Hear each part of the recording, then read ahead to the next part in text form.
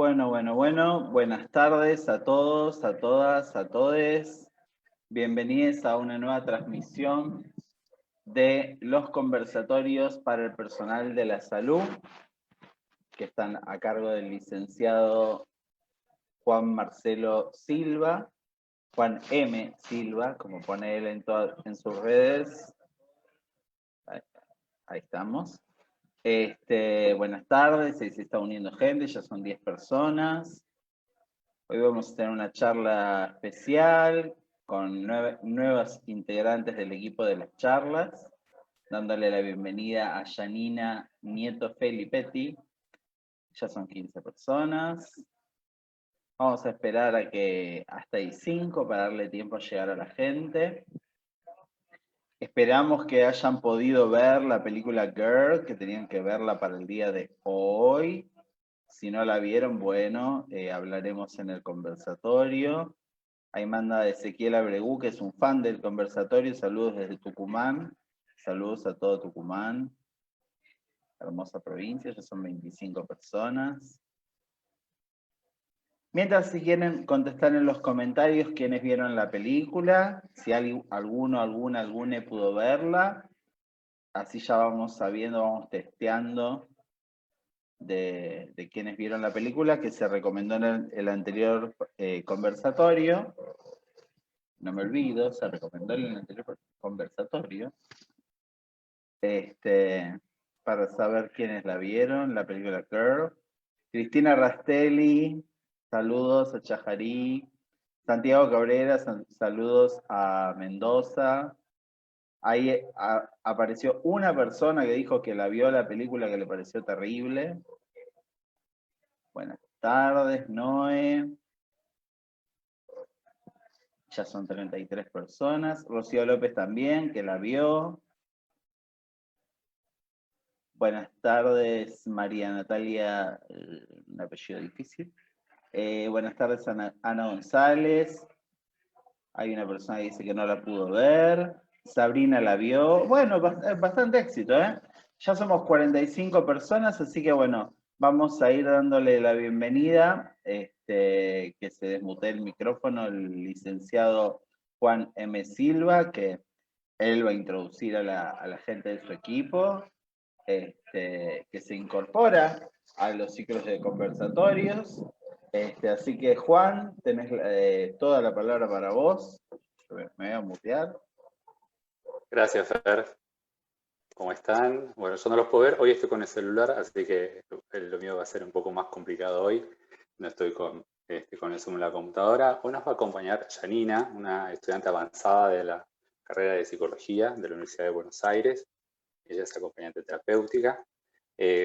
Y, bueno, está estudiando casualmente infancias, ¿no? Nuevas infancias y en especial, ¿no? Infancias trans. A veces teníamos, bueno, esta duda, ¿no? Generalmente para pensar, bueno, estamos hablando realmente de nuevas infancias, ¿no? En algunos lugares aparece como nuevas infancias, cuando, como la propuesta que yo vengo haciendo desde que iniciamos los conversatorios, es pensar, ¿no? Que, bueno, hay una historia, ¿no? En el género, en la diversidad sexual fundamentalmente, ¿no? Y ahora vamos a ver en la construcción, ¿no? En las primeras identificaciones identitarias en la niñez, son históricas, ¿no? Son universales, y siempre hubo, digamos, en este sentido, diversidad sexual, ¿sí? Hubo fluidez entre los géneros, ¿no? Vamos a verlo ahora, vamos a explicarlo también teóricamente, de algunos marcos teóricos que dan cuenta de esto, ¿no? De estos procesos que son universales, que son constitutivos en la subjetividad, pero que, bueno, que entran a veces en cortocircuito con lo que venimos deconstruyendo hace rato, que es el orden sexual moderno binario, ¿no? Heteronormativo, sexista, patriarcal, ¿no? Por lo tanto, bueno, la propuesta ahora es explicar más o menos cuáles son los procesos subjetivos involucrados, ¿sí? En la configuración de la identidad de género, ¿sí? También en la expresión de género, ¿sí? Y cómo eso, ¿sí? Primero, tiene que ser comprendido, entendido desde el discurso, ¿no? De las niñeces, les niñeces, y cómo, bueno, nuestro rol de adultos, ¿no? En cualquiera de los ámbitos, ya sea en el familiar, en el comunitario inmediato, ¿no? El grupo primario, que es el barrio, en la escuela, fundamentalmente, y después en los otros dispositivos, ¿no? Los asistenciales, los dispositivos de salud, ¿no? Los dispositivos pedagógicos, ¿no? Deportivos, etc. Janina, ¿estás?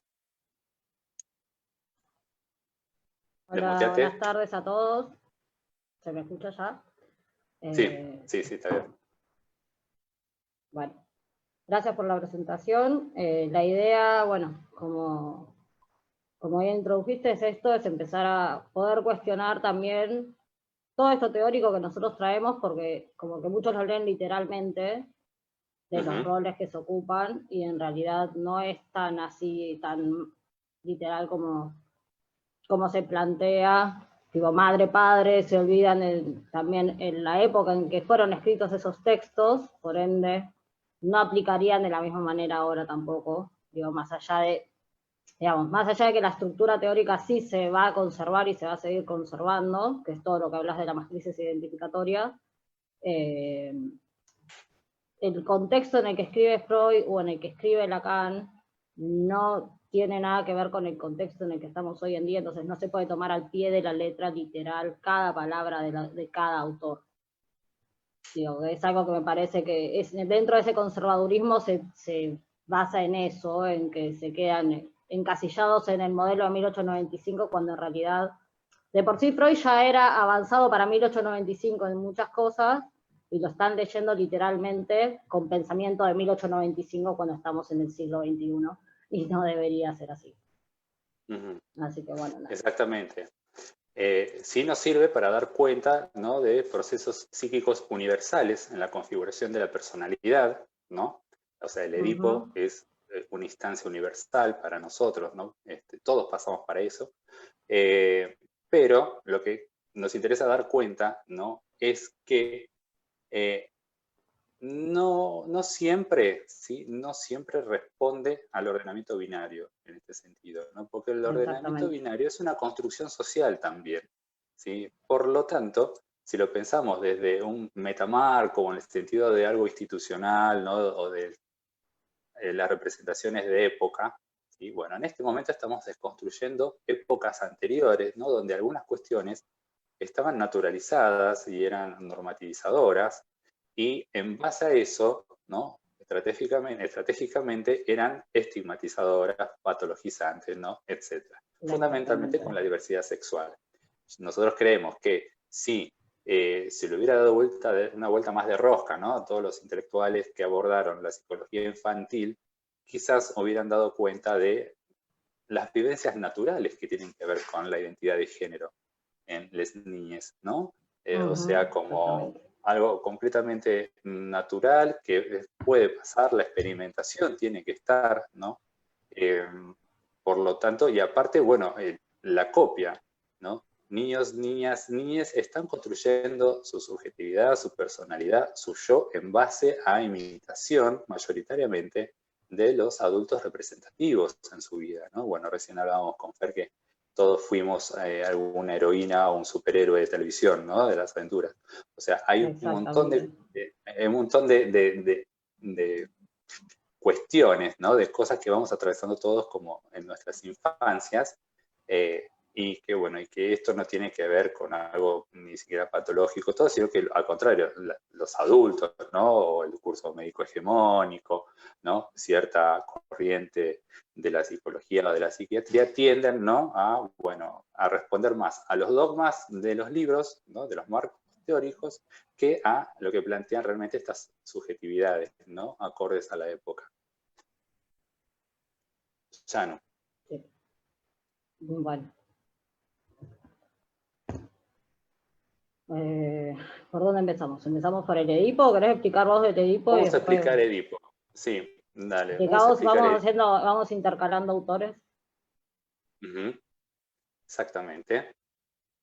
Vamos a explicar Edipo fundamentalmente porque es algo que normalmente, bueno, es algo de uso común, todo el mundo habla de Edipo resuelto, no resuelto, ¿no?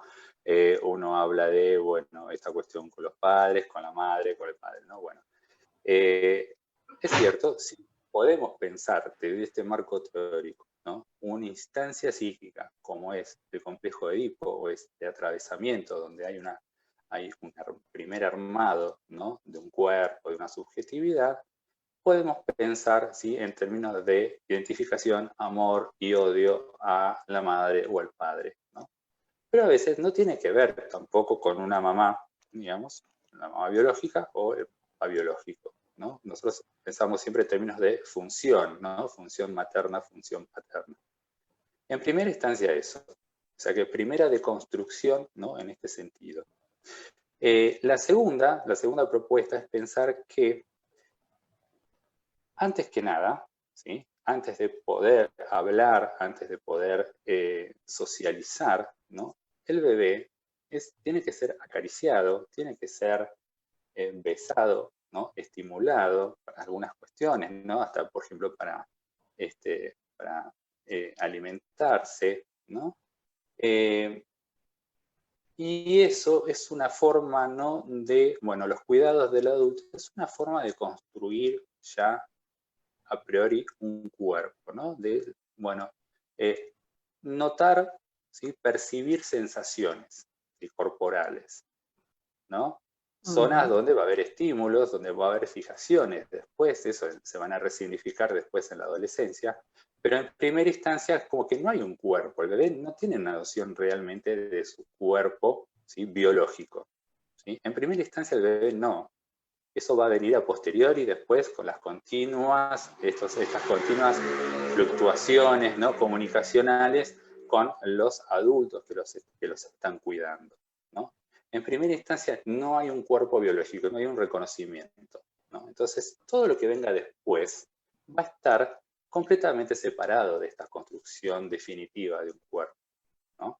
Por lo tanto, muchas veces las primeras imágenes que nosotros hablamos de matrices identitarias, las primeras copias o las primeras imágenes que el bebé va a tener, van a ser imagos en este sentido, ¿sí? Van a ser imágenes sin un significado determinado, ¿sí? Digamos, encerrante, ¿no? Encerrado, sino que van a ser imágenes que va a adoptar el bebé, que se va a sentir amable, sociable con eso, ¿no? Puede ser la imagen de una mujer, de un hombre, ¿no? Va a copiar modales de una forma inconsciente. O sea que ya podemos ahí ubicar procesos inconscientes, procesos psíquicos inconscientes que van a tener efectos después en la personalidad. Exactamente, y en esas identificaciones es justamente ahí donde los niños siendo muy chiquitos ya se encuentran con esto de esto es de nene y esto es de nena, cuando en realidad no hay cosas ni de nene ni de nenas, sino que es algo que socialmente ya viene impuesto y es lo primero que se encuentran, digamos, las infancias en sí, ¿no? Porque si bien nos vamos a centrar más en infancias trans, digo, pero yo por lo menos siendo mujer cis, me tuve que encontrar con eso también, de que de repente, no, ¿cómo te va a gustar esto que es de nene? ¿Cómo te va a gustar esto que es de nena? ¿Por qué? Digamos, eso es algo que nosotros, por lo menos desde mi generación en adelante, es algo que por suerte se está empezando a cuestionar, pero que generaciones anteriores lo tuvieron que padecer y, digamos, las hoy consideradas gerontes, digamos, mayores, gerontes trans mayores, digamos, ya lo vivieron, porque ya con 35, 40 años lo padecieron, porque no hubo nadie que venga a cuestionar eso. Y de hecho, tanto la psicología como la psiquiatría en este punto siempre son los que validan este tipo de discursos. Exactamente. Sí, es normal que mi nene en vez de ir a fútbol quiere ir a hacer danza, ¿por qué? O sea, ¿quién dice que es lo normal? Y hasta estos momentos en el que por suerte estamos haciendo todo este proceso y por eso también es importante, digamos, estos conversatorios y que lleguen a distintas áreas del personal de salud, digamos, viene a cuestionar eso. ¿Por qué nosotros estamos validando un discurso que en realidad estamos normativizando algo que no tiene por qué ser normativizado? Estamos siendo herramientas para algo que no tiene ningún fin y no tiene ningún sentido tampoco. Aparte, normalmente en el rol, digamos, conductor, ¿no? En el rol conductual, ¿no? Representativo de los adultos lo que establecen, ¿no? Los parámetros primero culturales, ¿no? Para que el bebé socialice, ¿no? Primero es la introducción al lenguaje, ¿no? Fundamentalmente, pero después también instalan los prejuicios, ¿no? La culpa, la normativa social imperante de esa cultura propia, ¿no? Que es la que va a recortar el desarrollo subjetivo de las niñas. En este sentido, nosotros podemos hablar ahora de Winnicott, ¿no? Sí, exactamente. Podemos pensar Winnicott respecto, ¿no? Cuando él habla de la importancia, ¿sí? de la función materna, pero no la función materna en el sentido de la presencia de la madre, ¿no? No, Winnicott a ver, es un autor que a mí me gusta, pero porque, en primera instancia porque Winnicott no es un autor que hable de etapas bien delimitadas, por ende no estamos hablando de etapas, sí de lo que habla mucho son de roles, de funciones y de tareas, por ende, si bien él habla de la función de la madre suficientemente buena, tampoco es literalmente una madre, o sea, literalmente la madre biológica, por ejemplo. O sea, él lo que habla es de una madre suficientemente buena, hablando y haciendo referencia a alguien que cumple una función de sostén, que puede interpretar lo que le pasa al niño, las vivencias del niño, niño o niña o niña, que puede tener sus fallas y que lo ideal sería que tenga, como bien dice, suficiente, o sea, que tenga suficientes fallas, pero que también pueda satisfacer lo suficiente al niño como para poder constituir su yo. ¿Sí? Y otro de los términos que también es muy famoso de Winnicott, que hasta hace un tiempo yo también lo pensaba de esta manera, pero en realidad no es así, es el término falso self.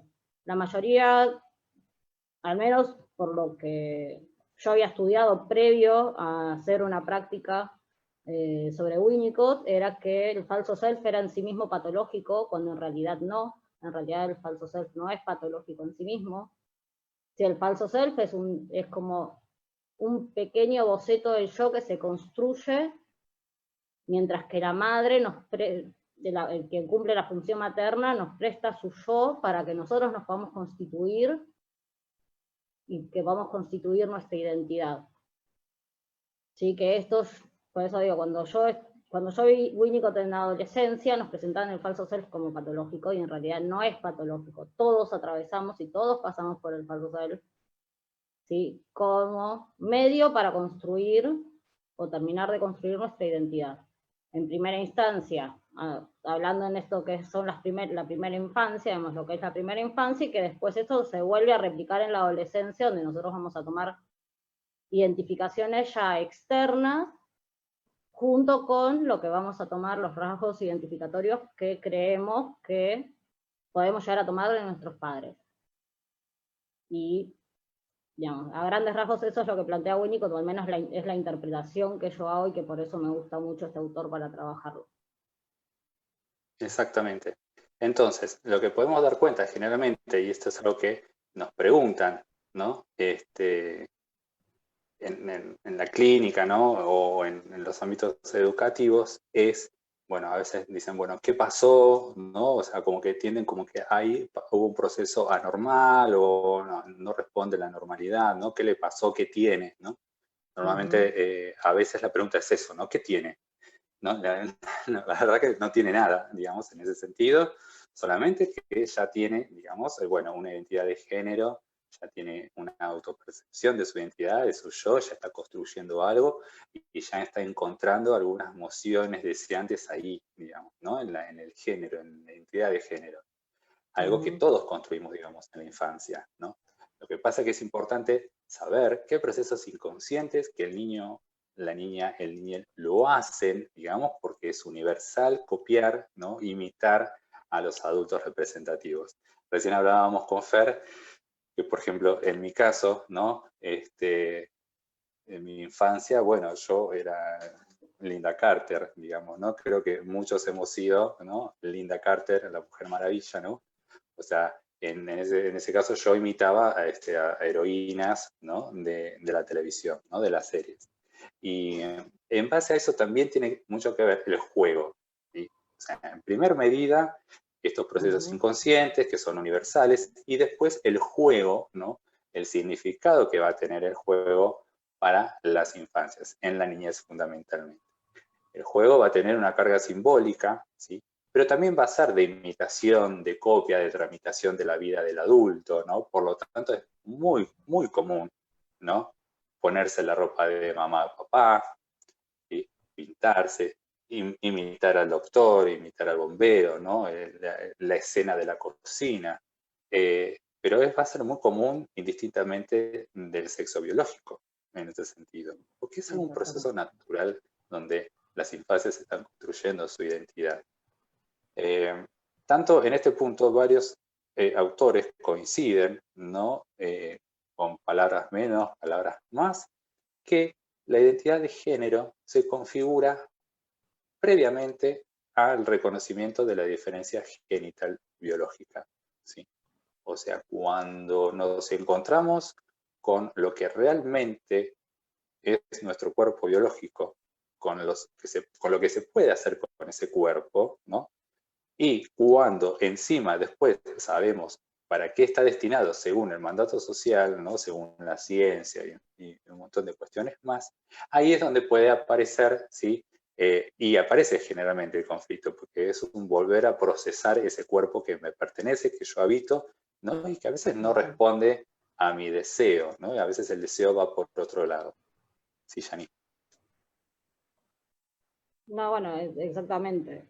Creo que también por eso estuvo bueno y por eso me pareció muy bueno usar la película como referente, porque ahí es donde se ve todo este proceso que nosotros estamos mencionando, digamos. Si bien se lo ve como, a ver, si bien la protagonista es una adolescente ya, digamos, el proceso lo viene atravesando desde mucho antes y en la película se puede ver esto exactamente.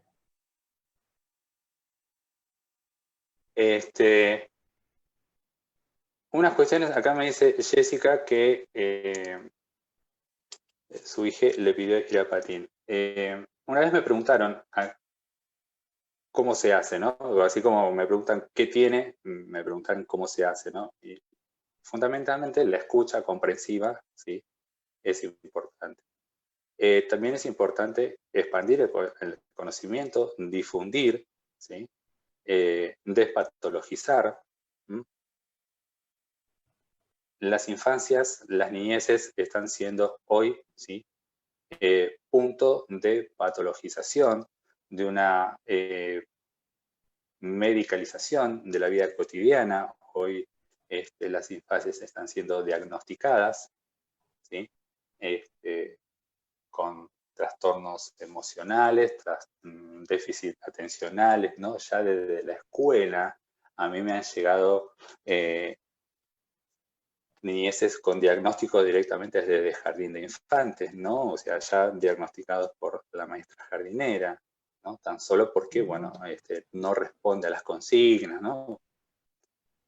En la infancia nada es definitivo, ¿no? Muchas cosas pueden resignificarse, por eso hay que dar tiempo también, por eso hay que acompañar, por eso no hay que emitir juicios de valor, ¿no? Durante la infancia, como yo hacía mención, ¿no? La ambivalencia en el vínculo amoroso en la familia, ¿no? La ambivalencia amor-odio.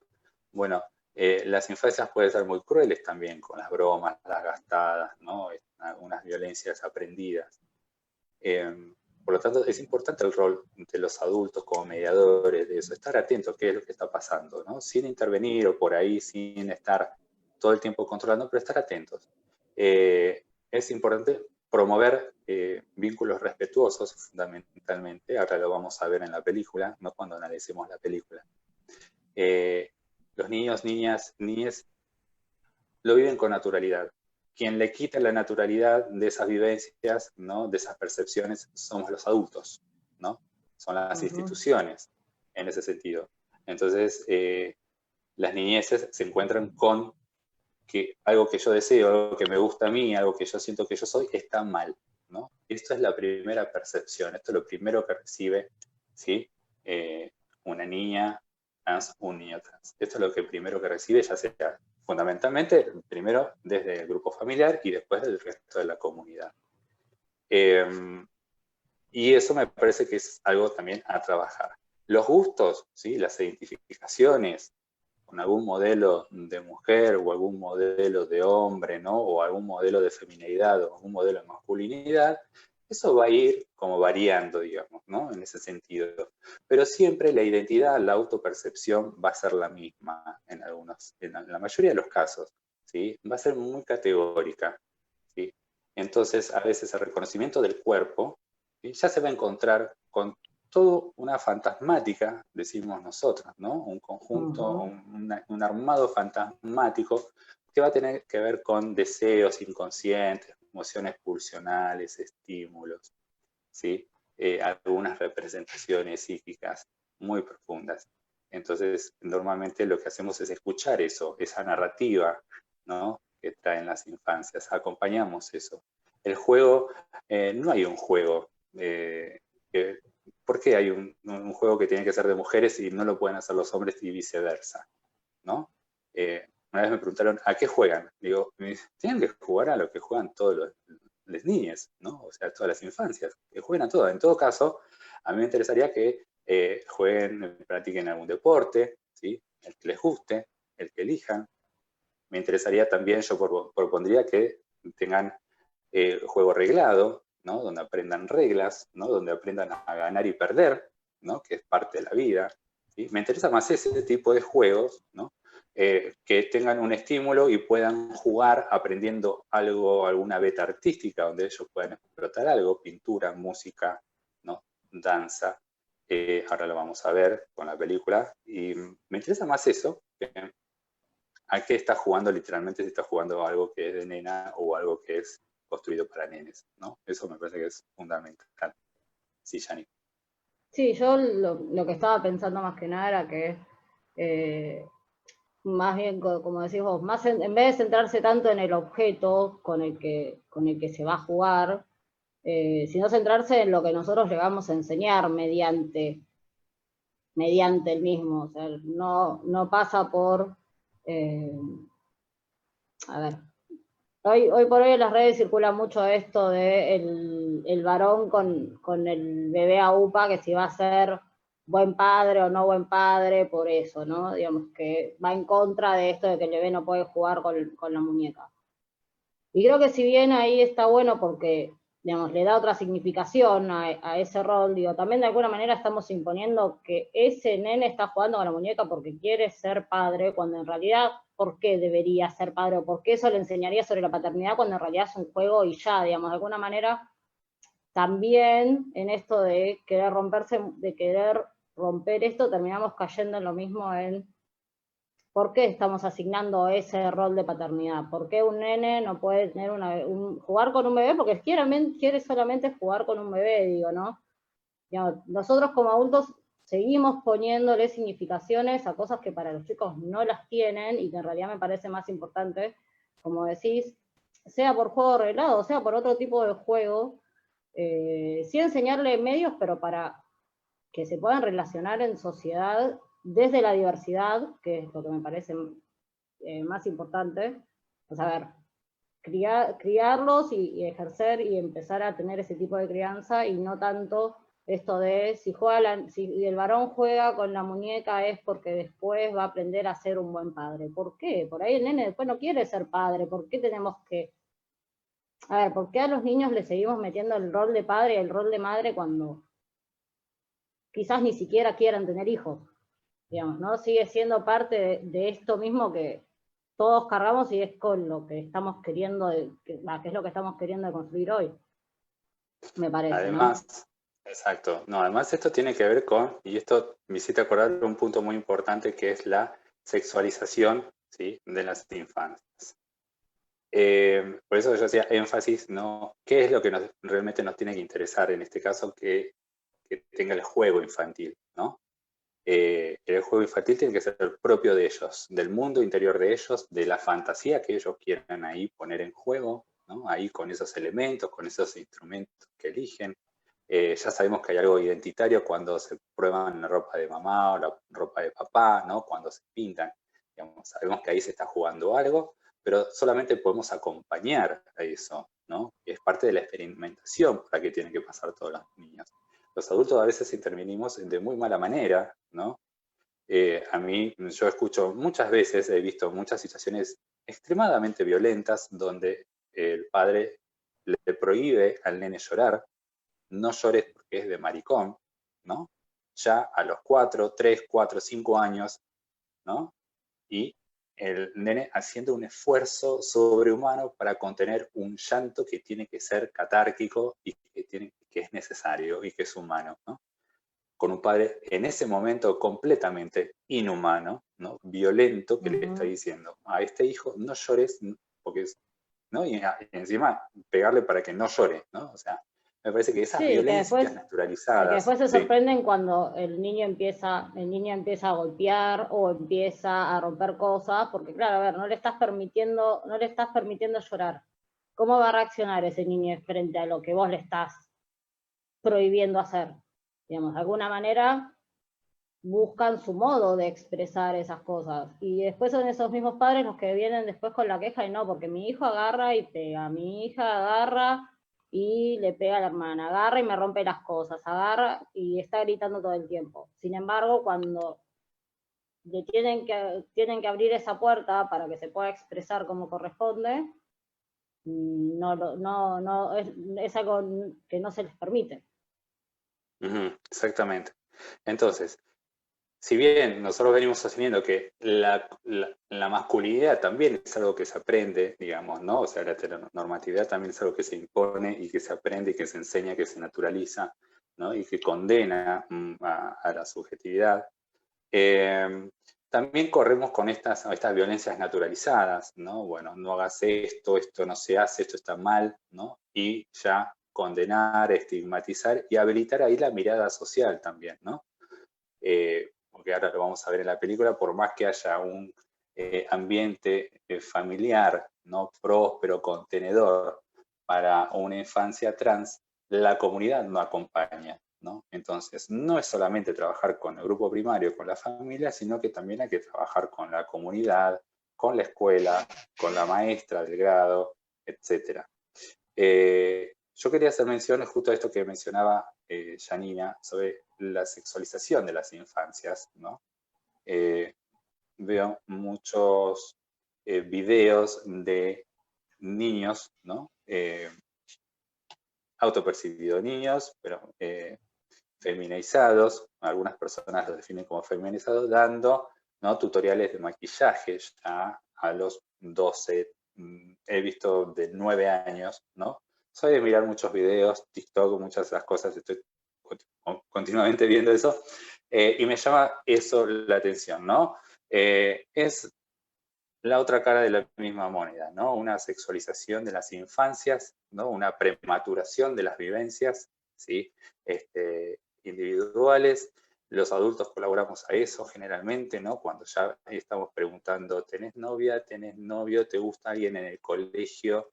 ¿No? Y ya estamos ahí introduciendo, ¿sí?, heteronormatividad, porque no preguntamos, ¿te gusta alguien? O sentís afecto, o hay un amigo, una amiguita, ¿no? O sea, más del lado de lo fraternal, sino que ya tiene una carga no sexualizada de eso.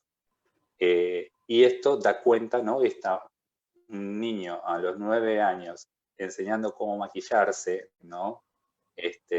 Marcadamente, maquillaje de drag queen, ¿no? Teatral, da cuenta de una sexualización, ¿no? O sea, la prematurización. Por eso decimos siempre, acompañar el proceso que hace cada infancia, que hace cada niño, cada niña, ¿sí?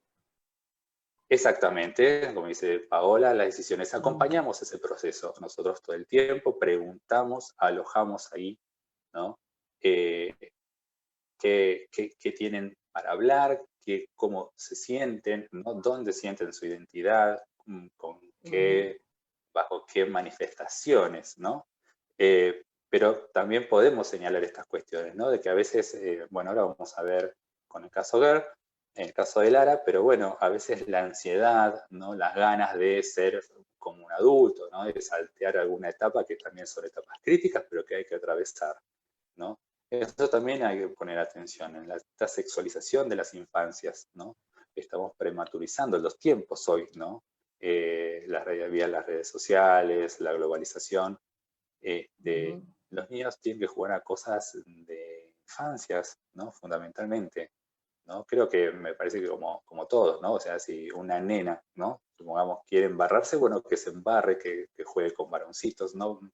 O sea, no tenemos que destruir, ¿no? No tenemos que aplastar esas subjetividades que experimentan, ¿no? Que quieren apropiarse del mundo a su manera, ¿no? Y a la vez construir su identidad, fundamentalmente, ¿no? La identidad de género, la expresión de género es algo que también se va construyendo, ¿sí? Que se va afirmando, ¿no? Entonces, algo que me decía el doctor Adrián Elien, ¿no? Director del dispositivo de atención a personas trans en el Hospital Durán, es que es fundamental, ¿no? La intervención con la familia, ¿no? Es fundamental eso porque ahí prevenimos, ¿sí? Después los intentos de suicidio, ¿no? Las automutilaciones, ¿no? Las autolesiones, las inhibiciones en la personalidad. Es fundamental la escucha en ese sentido y trabajar mucho con los padres, ¿no? Generalmente, es como yo digo, ¿no? Cuando traen una infancia al consultorio, digo, en realidad hay que trabajar con los padres, no con las infancias, ¿no? Yani. Exacto. Bueno, vamos a compartir el...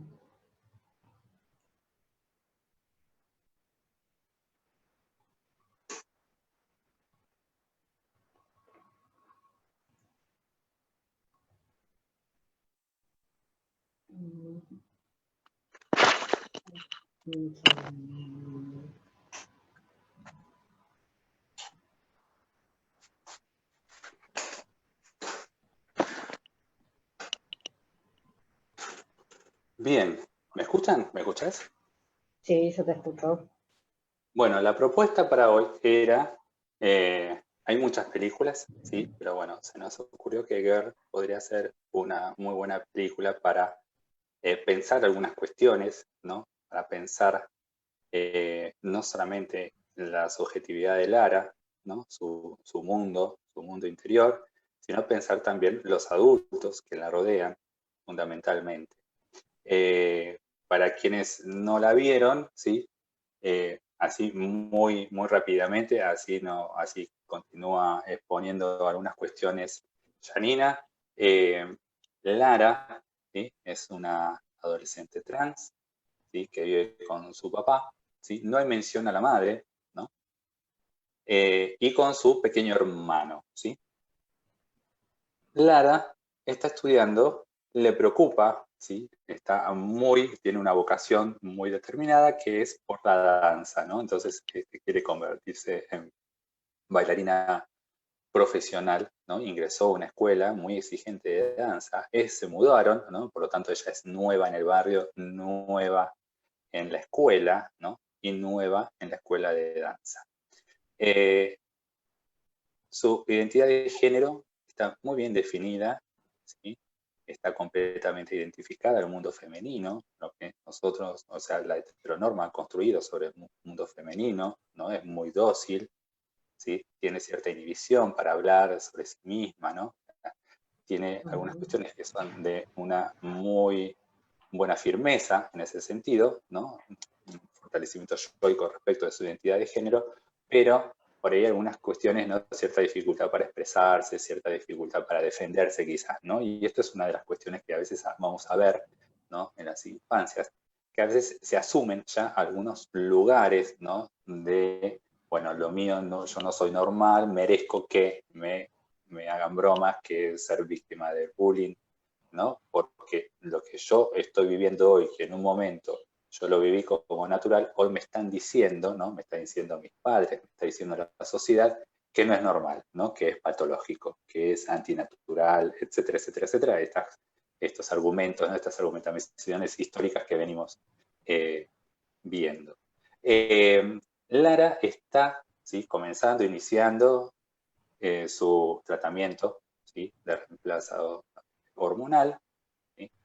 Por lo tanto, lo que se juega en ella es, bueno, un cuadro de ansiedad, ¿no? Está como ansiosa, necesita ver cambios ya en su cuerpo, ¿no? Encima, ¿no? Eligió un ámbito de mucha exigencia, ¿sí? De mucha exigencia de disciplina, de un puntillismo en la performance que se le pide a las bailarinas. Es un ambiente muy competitivo, ¿no? Nosotros, bueno, podemos pensarlo también en este sentido, ¿no? De violencia institucional, ¿no? Esto que se le exige, una exigencia, ¿no? No hay un disfrute, hay mucho sacrificio por parte de ella, ¿no? Normal, y en estos ámbitos, si no hay una buena contención familiar, ¿sí? También las adolescencias flaquean en estos ámbitos de alta exigencia. Sí. ¿Querés contarnos sobre las intervenciones del profesional, Yani? Sí, en primera instancia yo lo que quería marcar es que si bien al principio de la película aparece un padre que, que parece ser contenedor, que agarra, que da lugar, que acompaña todos los procesos. O sea, si bien está en el proceso de hormonación, lo que dicen es que previamente ya tiene un tratamiento realizado de su retraso, como que frenaron la pubertad, no sé bien exacto el nombre técnico de ese tratamiento, pero digamos, primero atravesó por eso, ahora está durante todo el proceso de hormonación, y digamos, durante la película lo que también se ve es que culminaría en la operación de cambio de sexo, ¿sí? Que es, al menos en donde más se ve, digamos, la preocupación del padre en cuanto a esos cambios, porque se ve que durante la película, si bien apoya a Lara en todo el proceso, cuando se encuentra con esta situación, más allá digamos, de la preocupación que tendría todo padre, creo yo, porque bueno, por cómo lo plantea es riesgoso, como que empieza a cuestionar a ver si realmente eso es lo que ella necesita, a lo que ella le responde que sí, que prefiere pasar por todo eso antes de ser alguien que ella no es. Sí, que es un punto que me pareció muy importante respecto de la película, de que ella agarra y le dice, ya sí, es riesgoso, pero para mí tiene más valor ese riesgo que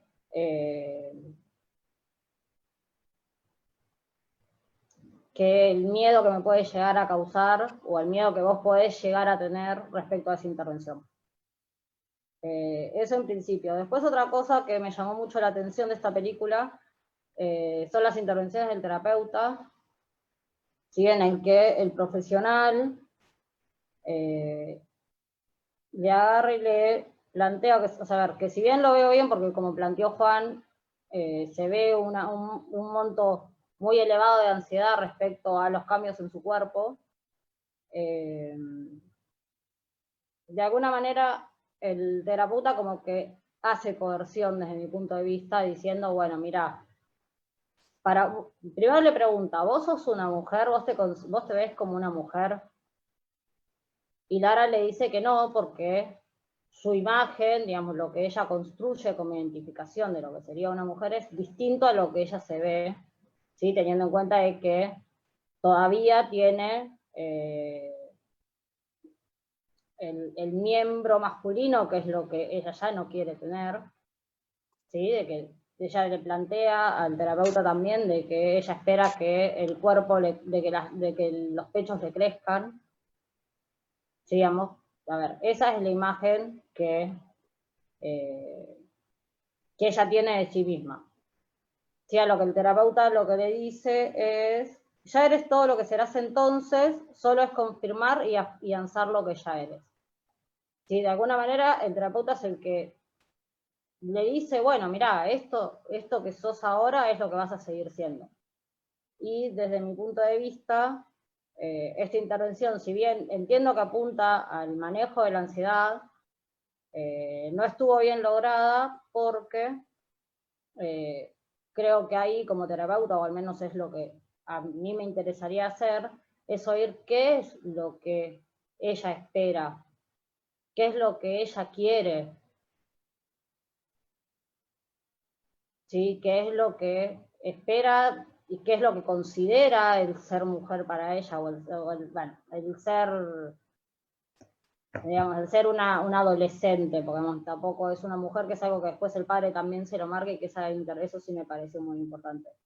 El padre le dice mucho más adelante en la película, vos estás queriendo ser mujer cuando todavía sos una niña. Y me parece que, si bien, digamos, estas dos escenas pasaron en distintos momentos de la película con problemáticas diferentes, creo que esto que le dice el padre también era algo que debería haber abordado el terapeuta, digamos. A ver, tiene 16 años, por ende lo que el padre plantea es, bueno, vos todavía te estás desarrollando, por ende esto que te está pasando es algo que te pasaría de igual manera, ¿sí? Digamos, uno no se desarrolla hasta los 18, 19 años completamente, entonces como que eso, que le marque eso me pareció por parte del padre muy importante, pero que eso es algo que se debería haber abordado en la terapia, ¿sí? Desde lo que es ser mujer, lo que es ser adolescente, cómo es ese atravesamiento,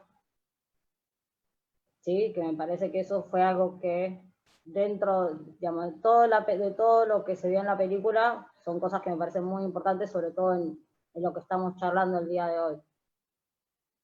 ¿Sí? Y acá volvemos nuevamente a lo que imponen los otros sobre lo que es ser mujer o lo que no. De alguna manera el terapeuta yo creo que tuvo algo de coerción en eso y no permitió que ella siguiera expresando lo que esperaba de. Exactamente, sí. Es fundamental, sí, acá Débora dice, bueno, yo la volví a ver a la película y a mí me angustiaron dos situaciones donde por eso yo pongo el foco que hay que trabajar, ¿sí? Con todos los grupos, ¿no? Con el contexto, ¿sí? De la infancia trans que queremos cuidar y acompañar, ¿no? En primera medida, el profesor, ¿no?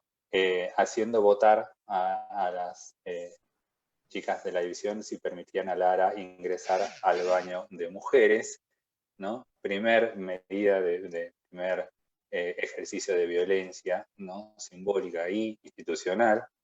Y después, ¿no? La situación en el pijama party, ¿no? Esta madre, la madre de la compañerita, que le asigna otra habitación, una habitación solitaria, Lara, ¿no? Para que no esté, ¿sí? Con el resto de sus compañeras en una habitación en un pijama party, ¿no? Entonces, por eso podemos ubicar acá las distintas violencias, ¿no? De los adultos, ¿no? Que padecen las infancias trans, ¿no?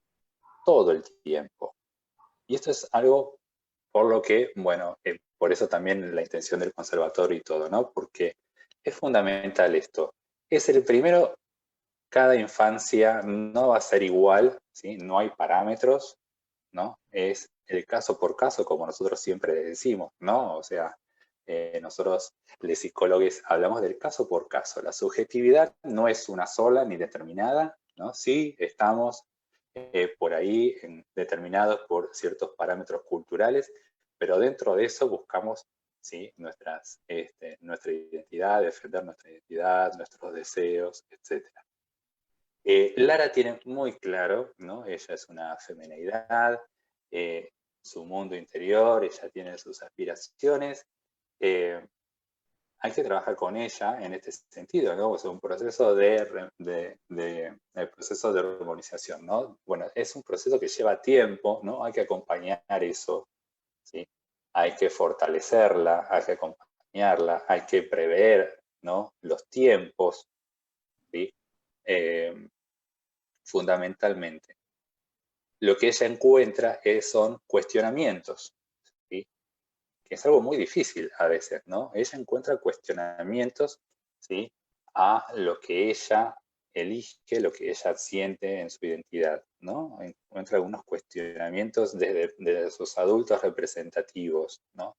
Y esto es algo también, una forma de prejuicio, ¿sí?, o de emisión de juicio de valor de los adultos, ¿no? Bueno, y esto también tiene que ver con el binarismo, ¿no? O sea, que los hombres, ¿sí?, determinados hombres puedan definir qué hace una mujer, ¿no? Esto podemos analizarlo acá, ¿no? O sea, que un hombre diga, no, pero las mujeres hacen esto, ¿no? O sea, como construcción patriarcal, ¿no?, propia, ¿no? Y lo estamos encontrando, podemos analizarlo aún en esta película donde la protagonista es una femineidad. Esas son las cuestiones, ¿no? Imagínense entonces el largo recorrido que tenemos nosotros, los adultos, para acompañar esto, para pensar las infancias, ¿no? Porque en ese sentido es lo que nosotros transmitimos, ¿sí?, es lo que va a delimitar, ¿sí?, las interpretaciones que ellos hagan, ¿no?, del mundo y del mundo que les espera, fundamentalmente. Lara eligió de alguna, o sea, nosotros hablamos de elección inconsciente, ¿no? Por eso vamos a hacer esta salvedad. Cuando discutimos en algunos ámbitos sobre el psicoanálisis, ¿no?, fundamentalmente, y mucha gente está interesada en eso, nosotros hablamos de elección de objeto, ¿no? Freud hablaba de elección de objeto, y eso es una elección inconsciente. Uno no elige conscientemente, hoy me levanté heterosexual, ¿no?, hoy me levanté homosexual, hoy me levanté... No, en realidad no. Después, en el recorrido de la experiencia individual, uno va a asumir, ¿no?, algunas cuestiones, pero siempre hay algo, ¿sí?, de nuestra sexualidad que va a estar en el orden de lo latente, ¿no?, de que no va a poder ser puesta en palabras por nosotros, sobre nosotros mismos, ¿no? A veces nuestros gustos, nuestros lugares de placer, etc. Entonces imagínense esto, ¿sí?, en una femineidad como Lara, ¿no?, transitando una adolescencia donde el cuerpo, ¿sí?, no se condice con su identidad y su expresión de género, ¿sí? Por lo tanto, nosotros podemos pensar aquí dos cuestiones, ¿sí? En el caso de Lara, ¿sí?, la intervención de reafirmación genital, ¿sí?, es un destino inevitable, ¿sí?, y claramente sí, hay que hacerlo, digamos, ¿no? En este sentido, sí. Por ahí, cada adolescencia, ¿no?, va a definir eso, ¿no? Bueno, si quiere operarse o no, si quiere solamente un tratamiento de hormonas, ¿no? Si, bueno, va a ser un género fluido. Eso nosotros no tenemos por qué delimitar, por qué marcar el camino ahí, digamos. Tenemos que acompañar y fortalecer ahí ese yo, ¿sí?, para que puedan ser felices con sus elecciones, para que puedan tramitar algunas cuestiones, ¿no?, resignificar algunas cuestiones sociales, para que puedan estudiar o trabajar de lo que les guste. Bueno, ahora tenemos estos decretos, ahora con el cupo laboral trans, que esperemos que se haga una ley nacional, ¿sí? En el caso de Lara, ¿sí?, ella tiene muy definido, de hecho, cumple un rol inclusive también atribuido a la mujer en el ámbito privado, que es ¿no?, en la cuestión doméstica. Sí, ley integral trans ya, dice Fer. ¿No? Está cumpliendo el rol de materno, ¿no?, cuidando de su hermano, ¿no? O sea que sus identificaciones podríamos decir que son completamente al mundo femenino, ¿no?, y a un mundo femenino binario, en ese sentido, ¿no?, retraída. Ni siquiera tiene ganas de experimentar sexualmente, o sea, le gusta un chico, pero no tenía muchas ganas de exponerse a eso, ¿sí? fueron los adultos, somos los adultos que a veces, ¿no? Con estas preguntas, ¿no? Hacia las infancias estamos generando eso. Sí, justamente iba a hablar ahora de esas dos escenas que fueron las que más me llamaron, no es que me llamaron la atención, no es que me llamaron la atención para bien, sino para mal, porque justamente, si bien como digo, al principio parece ser un ambiente contenedor en el que está Lara, se ve la heteronormatividad ni bien empieza la película. Sí, porque bueno, el padre es el primero en preguntar si tiene un novio, si le gusta un chico, ¿sí? Y acá es donde venimos los profesionales a seguir habilitando esto cuando el mismo terapeuta también pregunta lo mismo. De hecho, Lara plantea de que no está lista para enfrentarse a la sexualidad, porque lo plantea así, realmente se lo dice, no estoy segura si con este cuerpo yo quiero empezar a experimentar algo de esa índole, porque se lo dijo literalmente, y aún así el terapeuta le dijo como que, ¿por qué perder tiempo si ya con el cuerpo que tiene lo podría hacer? ¿Sí? Que de hecho esto es lo que después se vuelve como una situación bastante traumática para ella cuando va al encuentro con el vecino, y le resultó muy traumático junto con lo que ya le venía sucediendo previo a esto, en el que las mismas compañeras de danza, en este pijama party, donde esta mamá la isla, a Lara también le hacen mostrar su miembro. Entonces fueron dos cosas que se sumaron para mal, y que una de esas cosas, que es lo que lo hace peor, digamos, que complicó el hecho en cómo culmina la película con digamos, con la autocastración que se hizo, ¿sí? Que encima después es la razón por la que le cancelan el tratamiento momentáneamente, dicen. Digo, no. Ninguno de los profesionales se cuestionaron cuáles fueron sus intervenciones para que eso llegara a donde llegó. ¿Sí? Y ahí uno de los factores importantes fue el terapeuta. Y el terapeuta está ahí diciendo que no deberían seguir con el tratamiento cuando, a ver, no de manera lineal, porque no fue algo tan lineal, pero sí se ve que de alguna manera escuchó lo que el terapeuta propuso, lo terminó haciendo y terminó teniendo una situación traumática a la que no tenía por qué enfrentarse si no hubiese escuchado a los otros. Pero ¿qué pasa? Acá nos encontramos de vuelta con la presión social de, bueno, sí, vos ya sos, entonces ¿por qué no haces? ¿No? Y exactamente. realmente, o sea, eso a mí como futura profesional de la salud me generó mucha controversia, porque digo, ¿en qué momento entra la autocrítica en lo que nosotros vemos de nuestros pacientes? Sí, y creo que en este sentido, y esta película, y por eso también me parece importante verlo, el rol del psicólogo, de los psicólogos y de las psicólogas y de psicólogos, por estas cuestiones, porque en ningún momento nos detenemos a pensar a ver qué transmitimos nosotros con nuestros discursos durante el atravesamiento de las sesiones con nuestros pacientes. Digamos, acá estamos hablando de una infancia trans, cosa que lo hace aún mucho más vulnerable por la situación contextual en la que estamos, ¿no? Pero digo, esto aplica en general a todos, porque no está esa autocrítica, es más el cargar con el ego de, bueno, yo sigo a Freud, yo amo a Freud, o yo amo a Lacan, y nadie se viene a cuestionar esto que hoy por ahí estamos abriendo lugar a cuestionar, ¿no? Por eso es fundamental, ¿sí?, en materia de abordaje de las infancias trans, nuevas infancias, ¿no?, de nuestras niñeces, que el abordaje sea interdisciplinario, ¿sí?, y lo más intersectorial posible. Cuando hablo de interdisciplinario es los dispositivos de salud que atienden, digamos, a personas trans, tiene que haber clínica médica, ¿sí? Urología, psicología, endocrinología, ¿no? Distintas especialidades que acompañen a este proceso, el cual incluye, o sea, el cual, digamos, tiene, digamos, una beta clínica, clínico-médica, ¿no?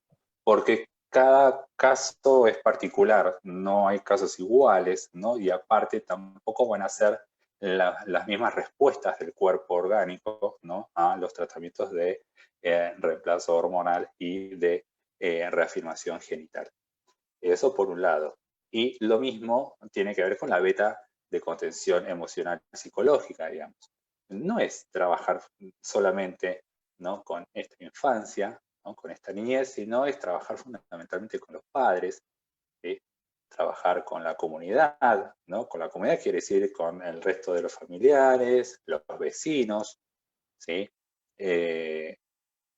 La escuela, fundamentalmente, los docentes, el equipo de conducción, ¿sí? Los compañeros, les compañeros, ¿no? Fundamentalmente. Acá faltó todo eso, digamos, ¿no? Quedó todo muy acotado, digamos, al especialista, ¿no? Y a un psicólogo bastante sexista en algún punto, ¿no? Pero porque fundamentalmente no hay patrones, ¿no? No todos son iguales, no todos los casos son iguales, no todos somos iguales respecto a nuestra sexualidad y las identificaciones, ¿no?, que portamos. Y de hecho las vamos a seguir resignificando, ¿sí? Y mucho más hablar sobre las prácticas sexuales, ¿no?, nuestros vínculos sexoafectivos. Todo eso es a construir, eso es un proceso de experimentación con la realidad, con el mundo exterior. Algunos profesionales sostienen que antes de la intervención quirúrgica de reafirmación genital, tiene que haber alguna experiencia, ¿sí?, sexoafectiva, ¿no?, que, bueno, se termine de comprender o de asimilar, ¿no?, el cuerpo, y hay en otras opciones que no, directamente no, porque, bueno, sabemos los cambios hormonales que se producen durante la adolescencia. Ya de por sí la adolescencia es vivenciada, ¿no?, de una forma crítica, ¿no? Hay un duelo por el mundo infantil, por la vida infantil, hay un duelo también por esos padres, ¿no?, del modelo infantil. Y a eso encima le sumamos, ¿no?, la construcción de género heteronormativa. Entonces, ahí son varias cuestiones a trabajar, ¿no? Sin ya patologizar o sin ya binarizar más de lo que ya está la sociedad binarizada. En el caso de Lara vemos esto, ¿no? Vemos donde a pesar de alguna contención familiar, ¿sí?, algunas intervenciones profesionales no son propicias, no acompañaron, no tranquilizaron y la expusieron a Lara, ¿no?, a distintas situaciones de violencia. Uno puede pensar, bueno, ¿cómo preparamos también a nuestros hijos para enfrentar el mundo que se viene, ¿no?, ahora? ¿Cómo hacemos? ¿Cómo hacemos porque, por ejemplo, una niña trans pueda defenderse o entienda a veces, ¿no?, que no está nada mal lo que ella eligió y que a veces por ahí, si quiere, no tiene que hacer necesariamente cosas de mujeres, ¿no? O sea, me refiero a poder cuestionar esto, ¿no? O sea, si bien podemos decir, bueno, hay cosas que hacen las mujeres, pero también hay otras cosas que también se pueden hacer. O sea, abrir el abanico de posibilidades y darle la opción a estas infancias a elegir. Eso es algo fundamental, ¿no?, que a veces los adultos, muchos adultos en la vida no hemos podido hacer, elegir, ¿no? Fundamentalmente eso. La experiencia, ¿sí?, individual. Poder elegir, equivocarse, volver para atrás, etcétera, ¿no? Es fundamental eso en ese sentido. Desnaturalizar algunas cuestiones, ¿no?, de construirlas. Me interesa mucho más que encuentren alguna beta artística. Bueno, en este caso Lara en justo fue un área, ¿no?, un campo de máxima competencia, envidia, ¿no?, donde, bueno, sabemos que es de una exigencia, de una disciplina estricta, donde se juega mucho, bueno, las inseguridades, la competencia, ¿no?, bueno, otros desórdenes en la conducta alimentaria, ¿no? O sea, justo está en un ámbito, ¿no?, de mucha exigencia para ella. A veces hay que ofrecer otras alternativas. Siempre hay que ofrecer alternativas y acompañar esos procesos de elección, ¿no?, fundamentalmente. A la vez que despatologizamos las elecciones, ¿sí? Tenés ganas de jugar a esto, no pasa nada, ¿no? Dejemos ese espacio para que jueguen, para que se elijan su ropa, ¿sí? Sí, Mariana, es verdad. Lo que pasa es que hay sectores muy conservadores, ¿no? Todavía a mí me llama mucho la atención eso. De hecho, me ha pasado de estar en foros, ¿no? Me ha pasado de estar en foros de discusión con profesionales con mucha más trayectoria que yo, donde hablaban de patologías, ¿no? Hablaban de algunos contenidos, ¿no? Como las bajo formas de delirio, ¿no? Bueno, acá falló algo, ¿no? Como buscando fallas, ¿no? Fundamentalmente fallas en la constitución subjetiva de estas infancias, ¿no? O sea, como muy de manual en este sentido. Y no respondiendo a algo que, una premisa que tenemos todos, que es el caso por caso, ¿no? Y que ante una subjetividad, ante una infancia trans, estamos ante un ser humano, ¿no? Y nosotros tenemos que acomodar la teoría, nuestros conocimientos para acompañar eso emocionalmente. No somos profesionales de la psicohigiene, no somos profesionales del estigma, ¿no? Entonces, eso es un camino a comenzar ahora. Celebro que podamos tener estos espacios, estos conversatorios, que podamos ayudar a alguien, ¿sí? Porque hoy en día las infancias trans son víctimas de persecución en la escuela, en el barrio, en el club, en la familia, ¿no?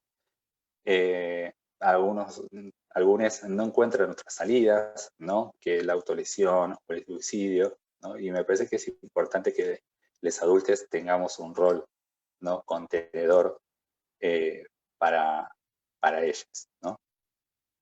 Yani. Sí. Sí, bueno, eso que decís y eso que decía Mariana es muy cierto. O sea, si bien este país tiene como bastantes leyes muy avanzadas, todavía no se ven la cantidad de profesionales que debería haber y que debería existir y que debería poder también contener a la comunidad trans y a las infancias y adolescencias trans.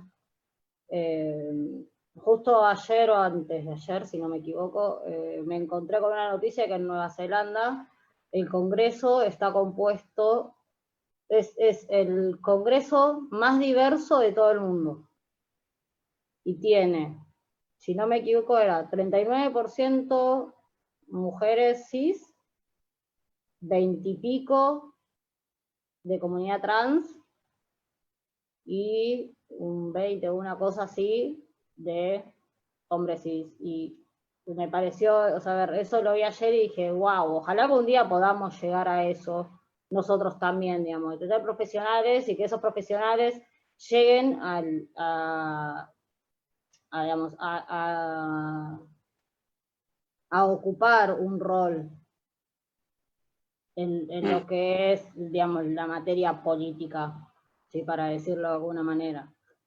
Sí, porque eso lo vi ayer y me pareció como, bueno, a ver, a esto tenemos que aspirar. No sé si lo llegaré a ver yo, pero si empezamos a hacer las cosas bien y seguimos cuestionando y seguimos formando y dando lugar a las infancias, a las adolescencias y a la comunidad trans, poder llegar a eso. Bien, ¿vos tenés algunas filminas para compartir y ya cerramos? No sé si quieren abrir preguntas. Nosotros en Argentina, bueno, gracias a la militancia de la federación y a una voluntad política, ¿no?, también tenemos la ley de identidad de género, ¿no?, donde una persona puede tener no solamente el DNI, sino puede acceder a los tratamientos, ¿sí? Acá Gaby me dice que los médicos no se pueden desprender de eso. Bueno, se tendrán que formar en estudios de género, ¿sí? médicos, todos los, pero vamos a abordar esto la semana que viene, el rol de los profesionales de la salud. Yo lo haría más extensivo, yo diría que el rol de los adultos, ¿no? En esto de acompañar, ¿no? Y prestar atención y formarnos fundamentalmente, ¿no? De construir algunas cuestiones. La identidad de género, primero que nada, establece que la que vale es la identidad autopercibida, ¿sí? Y es de rango no opinable. Quiere decir que si esa persona, ¿sí? Se autopercibe como tal, y en base a eso elige su expresión de género, puede elegir, digamos, sus vínculos sexoafectivos, yo no tengo por qué cuestionarlo, ¿sí?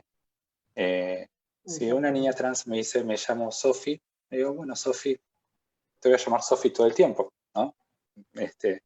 No hay punto de discusión, no importa ni mi formación profesional, ni mi sistema de creencias, ¿sí? Ni siquiera mi educación, ni siquiera mi experiencia individual. A nadie le importa mi experiencia individual, ¿no? Familiar, ¿no?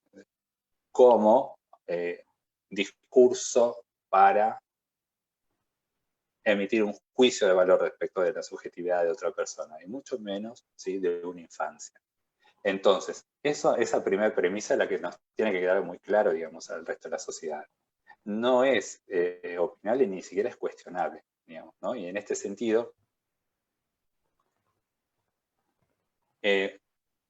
por eso, en este sentido, es importante, ¿no? El conocimiento de las leyes, fundamentalmente. Leer la letra, digamos, de las leyes, porque eso también nos abre el panorama un poco y de cuál es el rol social de la ley, ¿no? Que, bueno, establecen algunas pautas y abre a la inclusión social, a la integración social, ¿sí? Y restaura derechos negados, fundamentalmente. Quería leer, me hicieron una pregunta. Gustavo. Estoy volviendo yo para... ¿Estás viendo? Aló, Gustavo. Sí, eso es lo que te quería leer porque me pareció muy interesante la pregunta. Gustavo Peretti dice, reitero la consulta por si la leen. No, disculpa, Gustavo, no la vimos antes porque vamos pasando todas las preguntas por el chat de Zoom. ¿Qué rol tiene el psicólogo o el psicólogue ante una niñez trans con oposición de la familia y SADRES para garantizar el derecho de la niñez? Bueno, no sé si les comenté la vez pasada, y siempre lo tomo de ejemplo a esto, ¿no? Lo muestro. Una vez invitado a dar un taller de ESI en una escuela, ¿sí? En Cava, en un barrio muy paquete, ¿no? Pero bueno, esto es anecdótico. Sexto grado, al otro día un padre, ¿no? Me hace llegar por medio del hijo este comentario. Dice, mi papá dijo que ustedes no saben nada, o sea, por las dos maestras, las dos docentes y por mí, que el hombre responde a instintos, ¿sí? Y que la vagina de la mujer está solamente hecha para la reproducción, ¿sí? De la especie, ¿no? O sea, no tiene ninguna otra función. Entonces, bueno, las docentes no sabían, me dicen, ¿qué hacemos? Yo le digo, miren, no querían pasar por la instancia de hacer una reunión de padres, ¿no? Porque hay una instancia de la capacitación ESI que es invitar a los padres y que compartan con los alumnos ahí una charla, una pequeña, y los docentes. Entonces dije, miren, es algo muy simple, ¿no? Y acá te respondo, Gustavo. Hay leyes, ¿sí? Tenemos tratados internacionales sobre los derechos de las niñas, niños y adolescentes, ¿sí? Tratado internacional.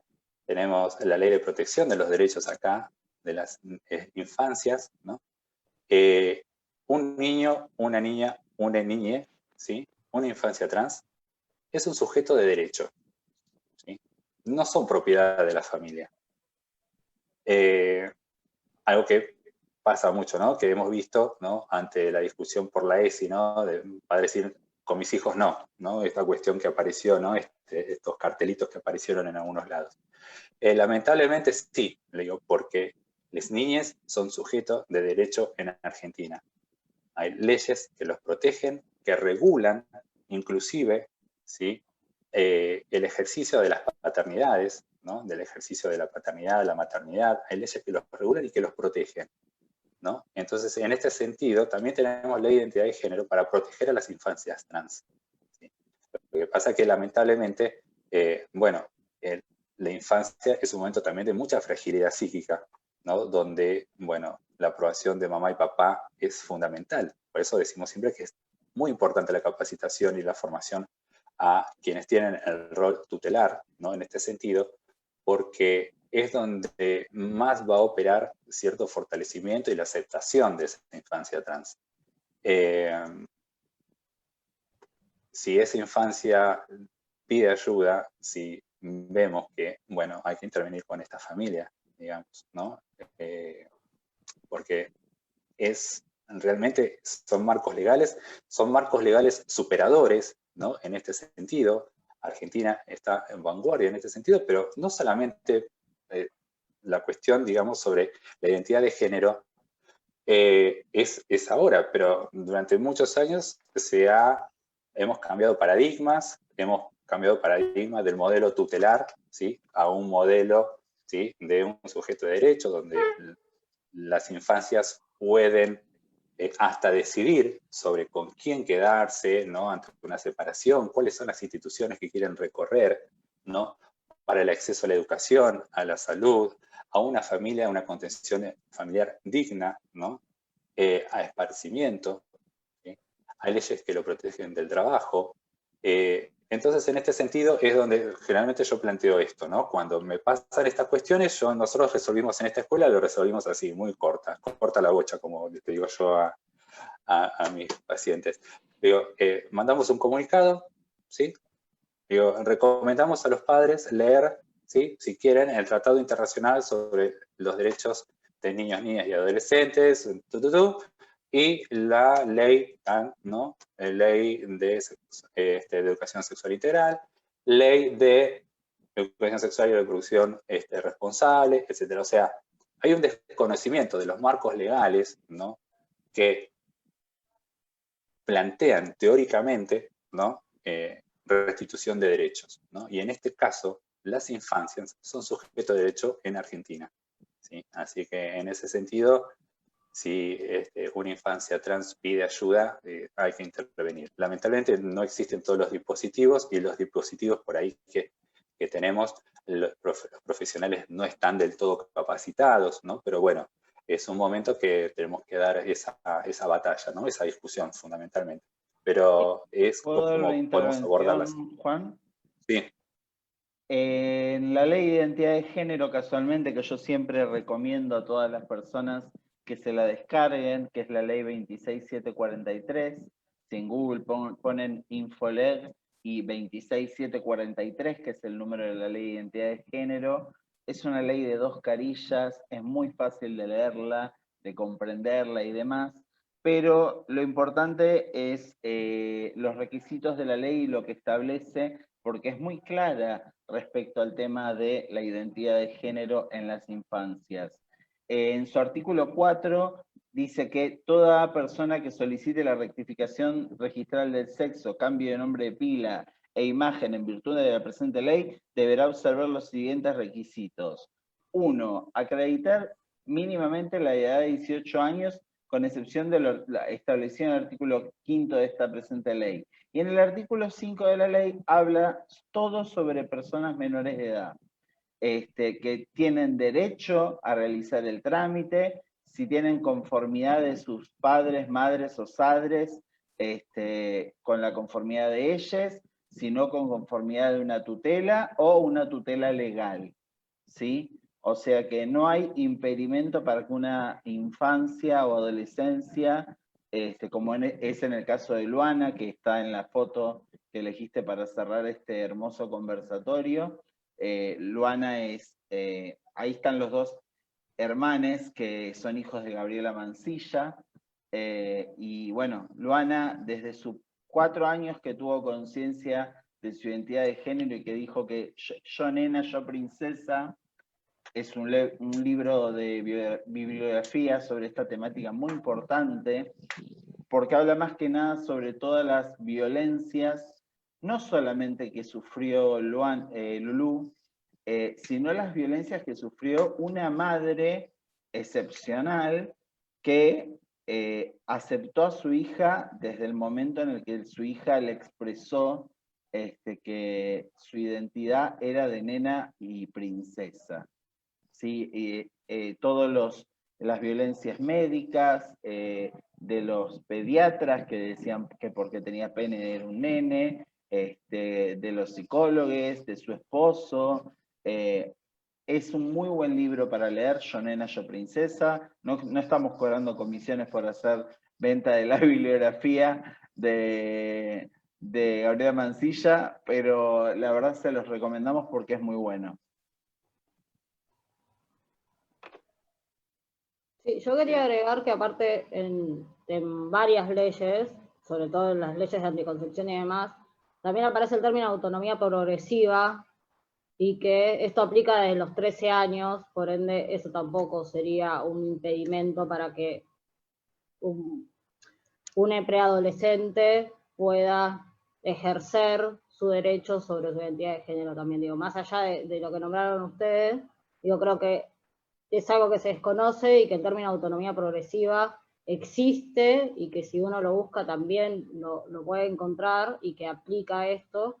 Y quería agregar otra cosa, que esto lo supe por una amiga que estudia Derecho, que hoy por hoy, en el marco de la abogacía, también existe y se está formando lo que es el término del abogado del niño. Sí, es verdad.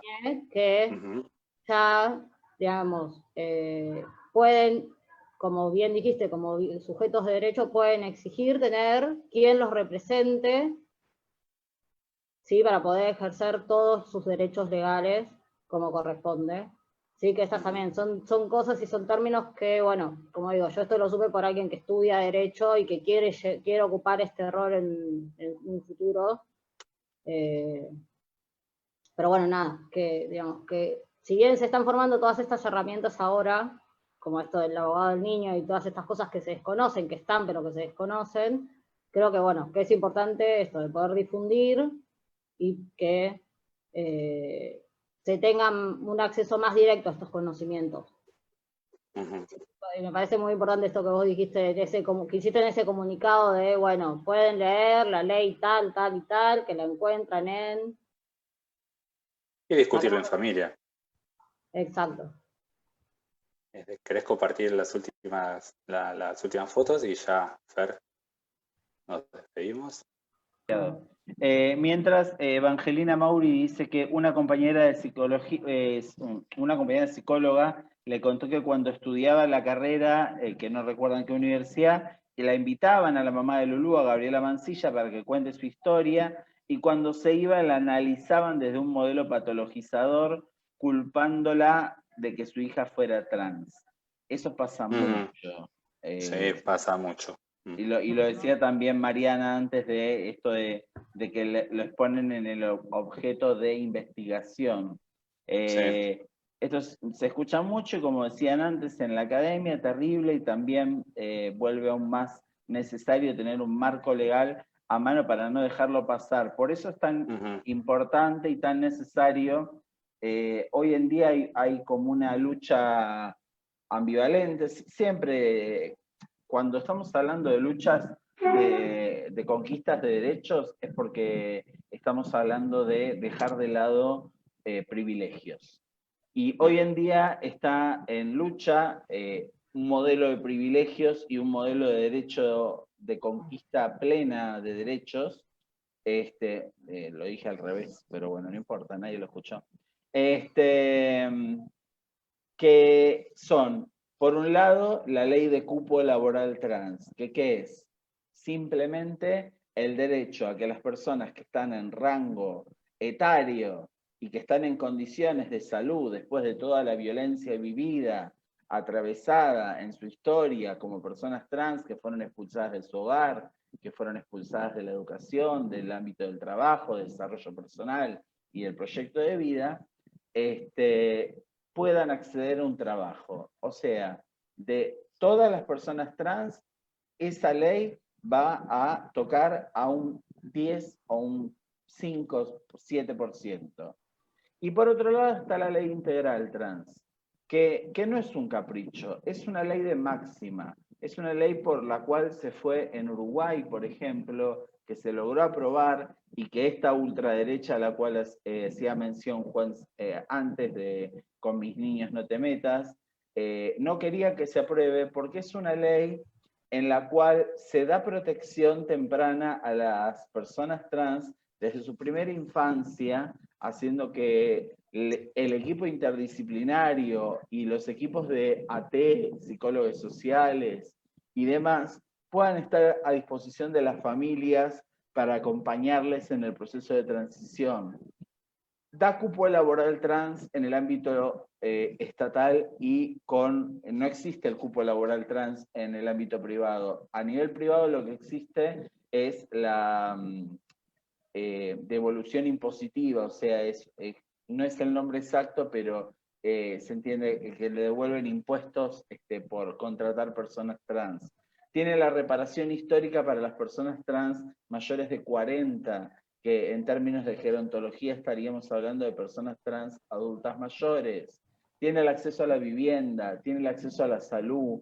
La ley integral trans es una ley de máxima que tenemos que conquistar para que estas infancias libres por las que estamos luchando hoy sean personas sujetas de derecho, sujetos de derecho, sujetes de derecho, cuando sean adultos.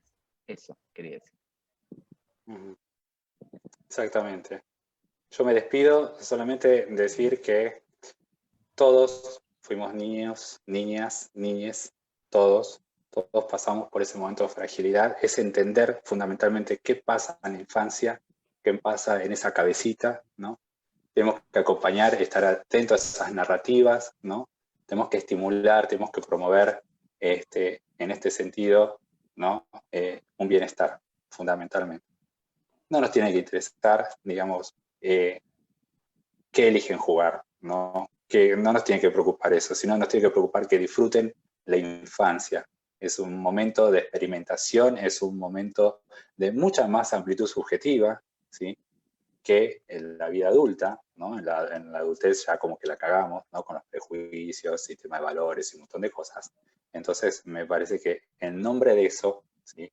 Es que tenemos que seguir alojando las infancias trans. No tienen por qué ser pensadas distintas, ni patológicamente, ni como un caso, ¿no? Un caso como esto que acaba de aparecer recién, que son vistas como un caso clínico. No. Tenemos que salirnos de eso urgentemente. Gracias. Exacto. Bueno, antes que nada, darles la consigna a las personas para que puedan dar el presentismo. Ya pasamos el forms por el chat del Facebook, casi 70 personas hoy, fue un récord. No, Juan, no saques la cámara, todavía no terminamos. Perdón, no, estaba mirando el chat, ahí está. Porque queda la foto tipo modelo cuando te vas. Ah, bueno. Bueno, darles la consigna de cierre. La primera consigna ya la habíamos dado al principio y está fijada. La segunda era en infancias. La segunda consigna es sin discriminación ni violencia. Exactamente. Y bueno, agradecer nuevamente por estos ciclos hermosos que está preparando Juan con la coordinación académica de la Secretaría de Consumos, y agradecerle obviamente a Janina el aporte hermoso que Dani, que debuta hoy, Janine Filippetti. Gracias.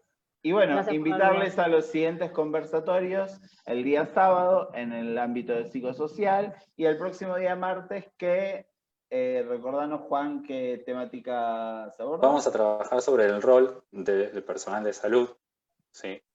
Pero vamos a ampliarlo al de los adultos, ¿no? Vamos a discutir algunas cuestiones, ¿no? Procedimientos, etc. En el tema de transición, era. En el tema de transición, exacto, fundamentalmente eso. Bueno, bien. Perfecto.